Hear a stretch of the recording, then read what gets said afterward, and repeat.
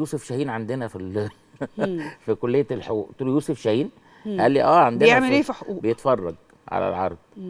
فرحنا رايحين لقينا زحمه كبيره قوي، فضلنا طالعين على السلم كده لما دخلنا المسرح. كان في مسرحيه اسمها أزمة شرف. كانت بطولة عمرو عبد الجليل وخالد صالح وخالد الله يرحمه وخالد الصاوي واحمد عبد الله الكاتب السينمائي وناس كتير جدا، وهنيدي ومحمد هنيدي. مجموعه كبيره جدا من الناس. فدخلت اتفرجت، واستاذ يوسف شاهين قاعد في نص الصاله ساند على الكرسي كده مركز بقى. وعمال يضحك معاهم. خلص العرض فطلع لهم سلم عليهم وقال لعمرو عبد الجليل قدامنا بقى المسرح، ما حدش عايز يمشي. يوسف شاهين واقف فوق على المسرح، فقال لعمرو عبد الجليل انت هتبقى معايا. خد عمرو عبد الجليل من العرض ده خلاه يعمل بطوله فيلم اسكندريه كمان وكمان.